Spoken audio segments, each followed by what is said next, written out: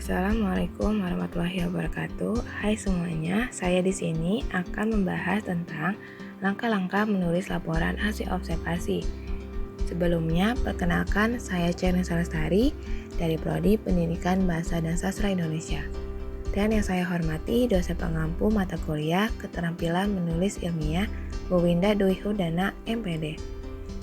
Yuk kita sama-sama belajar tentang langkah-langkah menulis laporan hasil observasi.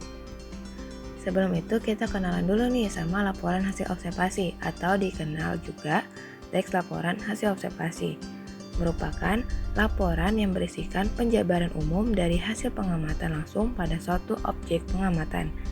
Bertujuan memberitahukan sebenar-benarnya informasi tentang suatu hal atau objek.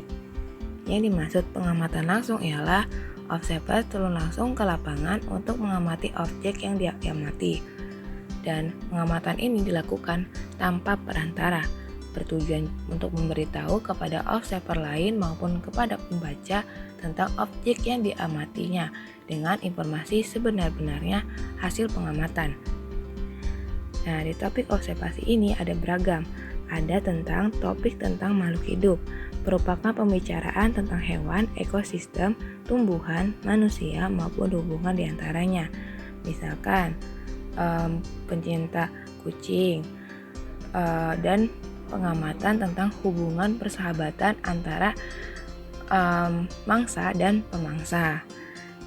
Lalu ada topik tentang peristiwa dan bencana alam seperti badai topan, hujan, gunung meletus, merupakan pembicaraan yang membicarakan sebab akibat. Misalkan pengamatan tentang banjir, bagaimana banjir bisa terjadi, mengapa banjir terus terjadi, dan apa saja solusi untuk mengatasi hal tersebut. Lalu misalkan juga gunung meletus, bencana ini sering dikemukakan terus memberikan kerugian. Apakah benar adanya? Apakah pengamatan bisa dilakukan tentang gunung meletus ini? Apakah hanya menghasilkan kerugian saja ataukah ada keuntungan yang dapat diambil?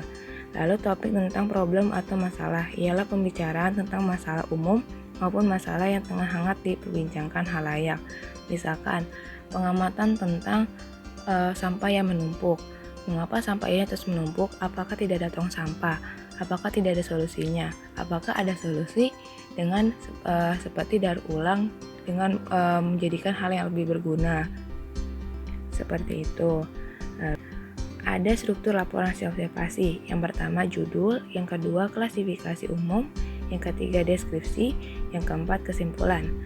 Nah, pada poin 2 dan 3, klasifikasi umum merupakan gambaran umum dari objek yang diamati. Lalu yang poin ketiga, deskripsi, ialah penjelasan secara rinci mengenai objek pengamatan.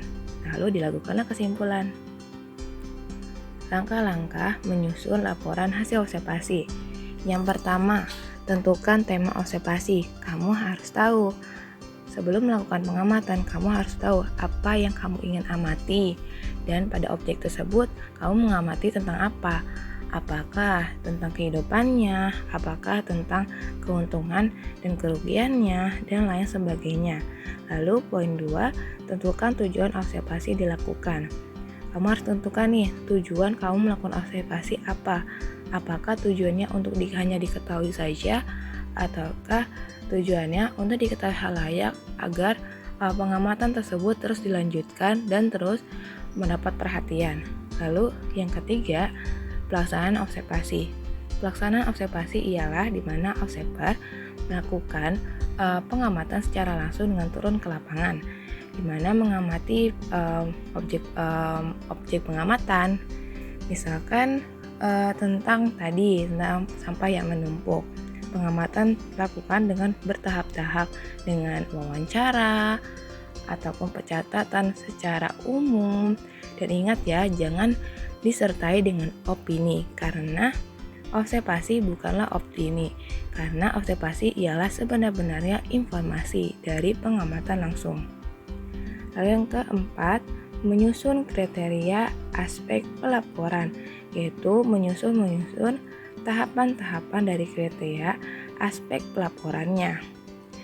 Apakah aspek-aspek itu memiliki kriteria khusus? dan adakah aspek tersebut perlu dikhususkan pada kategori tertentu.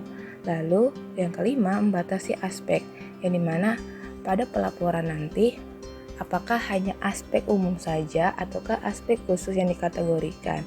Jangan sampai aspek yang kita ingin laporkan itu melewati tujuan dari dilakukannya observasi. Lalu yang keenam, mulai mendeskripsikan unsur sesuai aspek, yang dimana mendeskripsikannya seperti klasifikasi umum atau gambaran umum, lalu deskripsikan seperti apa aspek tersebut. Lalu langkah selanjutnya yaitu yang angka ketujuh, melengkapi laporan dengan dokumentasi pendukung. Yang dimaksud hal tersebut ialah pada pelaporan tidak mungkin dong laporan hanya berisikan kata-kata saja, bisa saja, tapi lebih akurat lagi bila aspek-aspek tersebut dapat didukung dengan dokumentasi yang ada sehingga laporan dianggap terpercaya dan kredibel, terpercaya lah ya. Lalu yang ke-8, membuat kesimpulan dari tahap-tahap yang telah dilakukan, pengamatan yang telah dilakukan. Lalu dilakukanlah kesimpulan dari observasi tersebut. Apakah observasi tersebut penting dilakukan ataukah observasi tersebut membutuhkan perhatian dan lain-lain sebagainya. Nah, mudah bukan? Dan mudah bukan untuk dilakukan observasi karena banyak hal yang dapat kita lakukan pengamatan. Misalkan seperti pengamatan pada kurikulum, pengamatan pada problem-problem lainnya, dan lain sebagainya.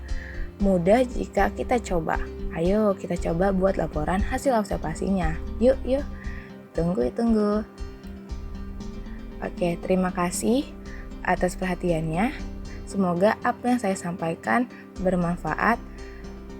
Apa yang bisa terlihat oleh mata belum tentu bisa menjawab semua persoalan. Terima kasih.